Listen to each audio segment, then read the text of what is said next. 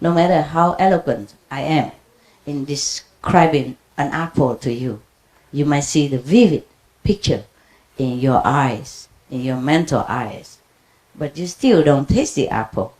I might be very good at describing it, and you even feel mouth-watering. Wow, I wish I'd have an apple. And I understood what an apple looked like, and I understood what it tastes like, but I don't have an apple.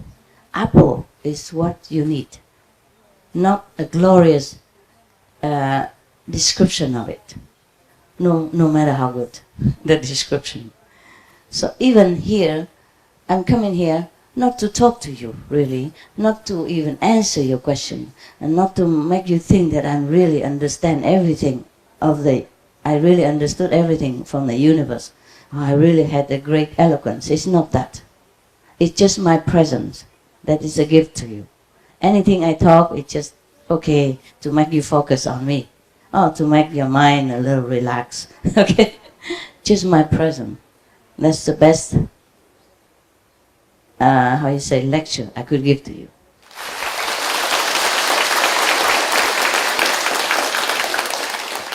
Of course, I'm here. You like me to talk.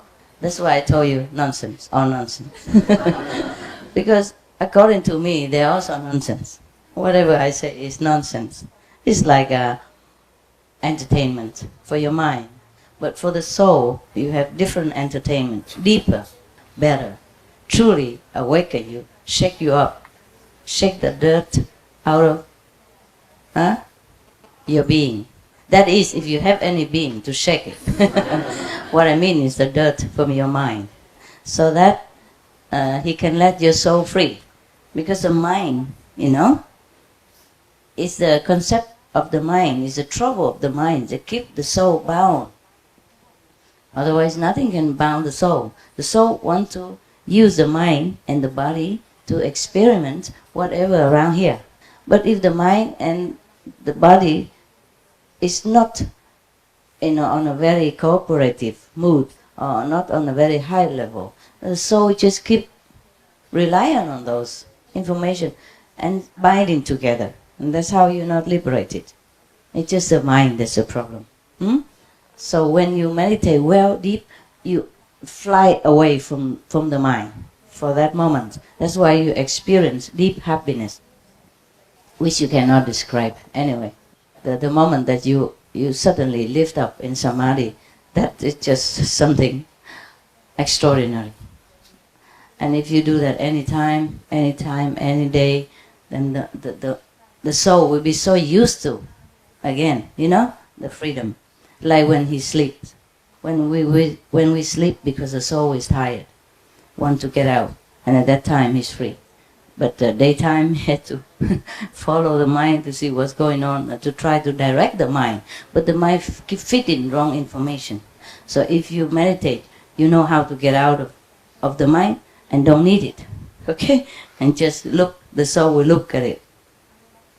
The soul by himself or herself. Then can direct the mind more correctly what to do. Instead of relying on the wrong information or even right information, fitting by the mind. Yeah? The soul is very gentle. Very beautiful. The soul doesn't understand the complication, the filthiness of the world. But that's why the mind is good. The mind keeps feeding information, the soul believes it. So it's better the soul get out of the mind and direct instead of following the mind. Because if follow the mind, also cannot direct well. Okay, so the soul has to be out. Like the master, the driver, cannot just follow the steering wheel. When the steering wheel is wrong, it is steered by itself. Then it's bad. The driver has to steer the steering wheel.